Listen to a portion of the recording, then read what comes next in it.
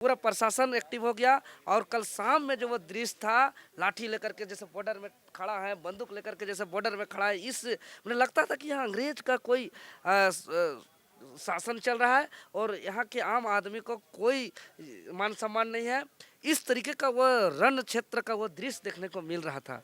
एक सीसीएल के लापरवाही से उनके तीनों बच्चा, आर्यन 3 साल का, दीपिका 6 साल की, माही 9 साल की, वो घर का जड़ खत्म हो गया। जो प्रभावित क्षेत्र है, जो वहाँ के ग्रामीण हैं, जो वहाँ के रैयत हैं और उस गांव के कुछ लोग, चंद मुट्ठी भर लोग जो थोड़े मोड़े लव लालच के कारण पूरा गांव को गिरवी कर दे रहे हैं और मनोबल बढ़ा रहे हैं अवैध कामों को लेकर के। हमको हिरासत में लिया है। अगर आप पूछने जा रहे हैं कि देवेंद्र नाथ महतो तो इस थाना में है कि नहीं, आपको भी पकड़ के जेल भेज दिया। तो बताइए, जो पूछने गया, जो आंदोलन में नहीं गया था, उसको भी पकड़ करके जेल भेज दिया। पप्पू यादव आंदोलन स्थल में कहीं नहीं है। वो उनको बदनाम करने का साजिश रचा जा रहा है, षड्यंत्र रचा जा रहा है। और चाह रहा है कि जयराम महतो एकमात्र खतियानी का बात करने वाला, स्थानीयता का बात करने वाला, गरीबों का बात करने वाला, कभी परिमल नाथवानी के नाम से बदनाम कर दो। देखिए, झारखंड में कोल कंपनियों की मनमानी कोई नई नहीं है। अवैध कोयला का खनन जो है झारखंड में, वो भी नया नहीं है।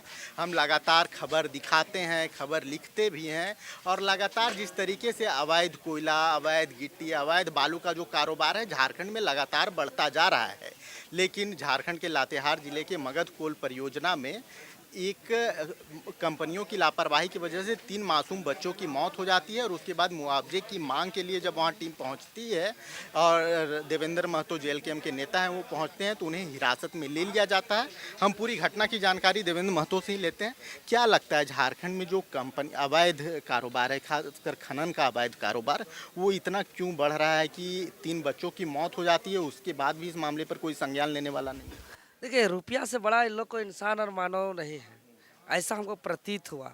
बताइए कि जो लातेहार, बालूमाथ, आरा चमातू, कुंडी का जो क्षेत्र है मगध परियोजना का, वो इलाका जिनके ज़मीन पर कोयला निकाला जा रहा है, और एक ही परिवार द्वारिका गंजू के 3 ही बच्चे थे और सभी तीनों बच्चा एक साथ मौत हो गया।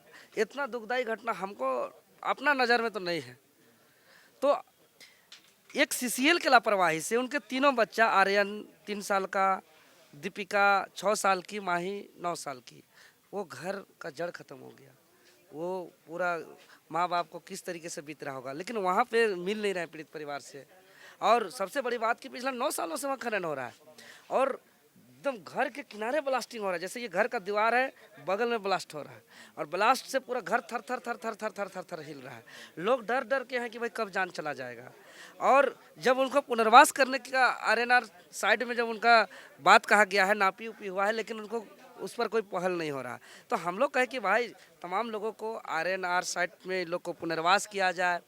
पानी नहीं मिलने की वजह से, प्यास से तड़पने की वजह से ये लोग गए और वहाँ पे डूब गए, तो पानी नियमित सुचारू रूप से पर्याप्त मात्रा से किया जाए। शिक्षा, मेडिकल का व्यवस्था किया जाए, रोजगार का व्यवस्था किया जाए। बताइए, यही मांग को लेकर के हम लोग वार्ता करना चाहे, वार्ता नहीं किया।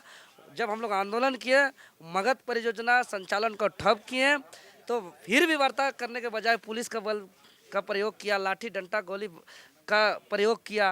और पूरा वहाँ पे जो वो दृश्य था कल शाम का, मैंने कि किसी भी माइंड्स पर इस तरह का दृश्य ना भूतों कभी हुआ ना भविष्य कभी होगा, ऐसा था। क्योंकि वो अचानक वो मूवमेंट बन गया और जब अचानक मूवमेंट बन गया, ऊपर से नीचे प्रशासन का मतलब कि एकदम एक्टिव हो गया कि भाई क्या हो गया, कैसे हो गया, कौन बंद कर दिया, कहाँ से आया, बंद कर दिया, आज तक यहाँ कोई पैर नहीं रख सकता, ये कौन देवेंद्र नाथ महतो आया, कहाँ का, ये कौन किस्म का आदमी है, कौन पागल है, इसको बंद करा दिया। इस तरीके से पूरा प्रशासन एक्टिव हो गया। और कल शाम में जो वो दृश्य था, लाठी लेकर के जैसे बॉर्डर में खड़ा है, बंदूक लेकर के जैसे बॉर्डर में खड़ा है, इस मुझे लगता था कि यहाँ अंग्रेज का कोई शासन चल रहा है और यहाँ के आम आदमी को कोई मान सम्मान नहीं है।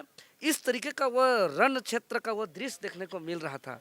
हम भी सोच रहे कि यार ये अलग झारखंड में ऐसा कैसे हो देखने को मिल रहा है, ये आज़ाद भारत में ऐसा देखने को कैसे मिल रहा है।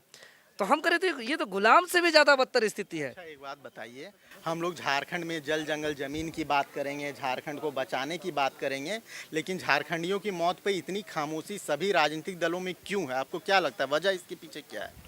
देखिए ये तो आप लोग उनको जाकर के पूछिएगा तो एकदम हकीकत वजह वो लोग बताएंगे। लेकिन खनन का जो वहाँ व्यापार है वहाँ मीडिया भी नहीं पहुँचते हैं, वहाँ पे कोई भी पार्टी के नेता नहीं पहुँचते हैं, वहाँ पे कोई जन बाकी आप जहाँ बोलिए सब जगह रहेंगे। लेकिन माइनिंग क्षेत्र में आप मगध जा कर के देख लीजिए, अम्रपाली जा कर के देख लीजिए, आप पाखर जा कर के देख लीजिए, आप जहाँ जाइए वहाँ कोई भी नहीं पहुँचते। डर है, डर है, और डर से एक मीडिया नहीं पहुँचा। लगातार हम लोग 2 दिन 3 दिन तक हम लोग आंदोलन किए, एक भी मीडिया नहीं पहुँच पाया हूँ। तो एक भय है, एक डर है, वो लोग सीधे गोली बारूद से बात करते हैं। इस घटना को लेकर जयराम महतो से कुछ बातचीत हुई, आगे की क्या प्लानिंग है उस चीज जयराम को? महतो जी को हम लोग सारा सूचना और परिस्थितियों से अवगत कराते हम लोग थे। जब डिटेन हुआ तो वहाँ के कैप्टन एसपी महोदय को, वहाँ के तमाम प्रशासन अधिकारियों को वो साफ तौर से चेतावनी दिया कि देवेंद्र नाथ महतो पिछले 3 दिनों से वहाँ के रैयतों के अधिकार के लिए आवाज़ उठा रहे हैं। उनसे वार्ता करने के बजाय उनकी आवाज़ को हिरासत में ले रहे हैं, उनको कुचलने का, दबाने का प्रयास कर रहे हैं।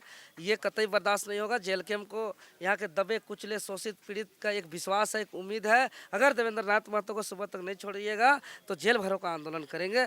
तो फिर हम लोग को अंततः छोड़ दिया गया। लेकिन यहाँ पे और एक हो गया, जो आंदोलन स्थल में नहीं थे, जब उस क्षेत्र का हमारा कोई शुभचिंतक है, हमारा चहेता है, पता चला सोशल मीडिया के माध्यम से देवेंद्र नाथ महतो को गिरफ्तार कर लिया गया है, तो वो पता लगाने के लिए चला गया अलग अलग थाना। कोई बालूमाथ थाना जा रहा है, कोई बरियातू थाना जा रहा है, कोई लातेहार थाना जा रहा है। तो बताइए, जो पूछने गया, जो आंदोलन में नहीं गया था, उसको भी पकड़ करके जेल भेज दिया। पप्पू यादव आंदोलन स्थल में कहीं नहीं है वो, लेकिन वो हमारे बारे में पता लगाने गया, उसका हम चहेता है बोल करके, तो अब उसको पकड़ करके चालान करके जेल भेज दिया गया।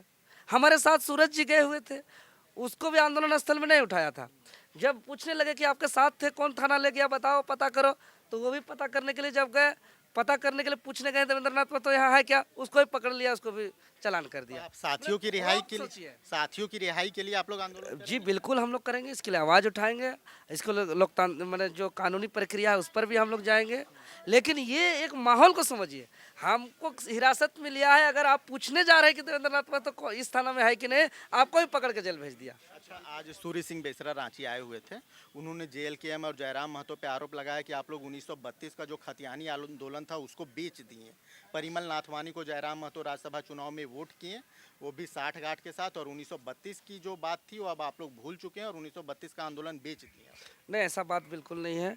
हम लोग हमेशा स्थानीय के साथ हैं, यहाँ के झारखंडियों के साथ है, खतियान के साथ है, हम लोग हमेशा साथ में हैं। उनको बदनाम करने का एक साजिश रचा जा रहा है, षड्यंत्र रचा जा रहा है। और उन चाह रहा है कि जयराम महतो एकमात्र खतियानी का बात करने वाला, स्थानीयता का बात करने वाला, गरीबों का बात करने वाला, कभी परिमल नाथवानी के नाम से बदनाम कर दो, कभी कोई कंपनी का नाम से। सही हैं, बीजेपी के इतने बड़े अरे नेता हैं, वो वो अपने सदन का सदस्य नहीं है। जो सदन का सदस्य नहीं है वो क्या उनको देखे? कोई भी चीज़ एगो ऑथेंटिक बात होना चाहिए उनको। अरे भाई क्या है, नहीं है तो उनको सार्वजनिक किया जाए, कहने से नहीं ना होगा। वो क्या है भाई, वो अपना वोट दिया है क्या? वो तो अपना वोट दिए ही नहीं, वो सदस्य भी नहीं है सदन का, और वो भाजपा का सबसे बड़का नेता बन गया है, और वही परिमल नाथवानी को लग रहा है कि राज्यसभा सांसद बना दिए। ऐसा बात, हाँ उसको नहीं देखे, हंसी तो पहले मैंने भानु प्रताप जी बोल रहे हैं कि कोई रावण आकर के बोल रहा है जैसा लग रहा।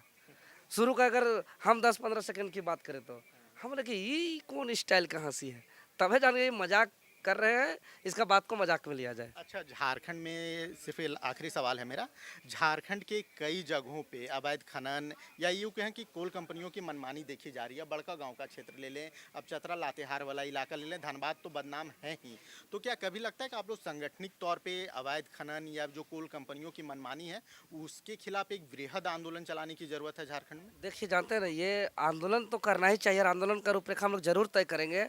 लेकिन इसके लिए जिस तरीके से इन लोग हावी है, इन लोग का जो सिंडिकेट है, आंदोलन, इन लोग का कहना है कि आप सड़क में आंदोलन करिए, आप मुख्यमंत्री आवास के पास आंदोलन करिए, तो उन लोग को तो कोई फर्क नहीं पड़ेगा। उन लोग को पैसा के अलावा कुछ नहीं दिखता। तो हम तो कहेंगे कि जो प्रभावित क्षेत्र है, जो वहाँ के ग्रामीण हैं, जो वहाँ के रैयत हैं, और उस गांव के कुछ लोग, चंद मुट्ठी भर लोग, जो थोड़े मोड़े लब लालच के कारण पूरा गांव को गिरवी कर दे रहे हैं, मनोबल बढ़ा रहे हैं अवैध कामों को लेकर के, उस लोगों को भी, क्योंकि देखिए जब कोई पेड़ कटता है ना, तो टांगी अपना दम से नहीं काटता है, टांगी में एक बेंट होता है, और बेंट का सहारा से, बेंट का ताकत से ही उस टांगी उस पेड़ को काटता है। तो अगर वो सहारा बेंट ना मिले तो टांगी एक पत्ता भी नहीं हिला सकता है। और वो पेड़ जो सहारा होता है, वो बेंट होता है, वो जंगल का होता है, लकड़ी का होता है। तो अपना ही आदमी के सहारे से अपने आदमी को काटते हैं। इसीलिए जो भी गांव के लोग जो वहाँ संलिप्त है, छोटे छोटे चीज़ों हम मान कुछ मिल रहा होगा तो उसको त्याग करके एक बार ग्रामीण को, आने वाला पीढ़ी को, सबके हित को सोचना पड़ेगा। कहाँ कहाँ हिस्सा जा रहा है, जो अवैध खनन का हिस्सा, वो कहाँ कहाँ जा रहा है? देखिए, इन लोग का कहाँ कहाँ जा रहा है इसका तो हिसाब किताब मेरे पास नहीं है, लेकिन यहाँ मैंने यहाँ प्रशासन इसको लेकर के खूब संरक्षण दे रही है। और जो सीसीएल का जो भी कंपनी है वो भी खूब इस पर दे रही है संरक्षण। ये जेल के हम नेता देवेंद्र महतो थे, इनका कहना है कि हर जगह अवैध खनन का हिस्सा जा रहा है। खबर का मतलब बवाल न्यूज। हमारे चैनल को सब्सक्राइब जरूर करें।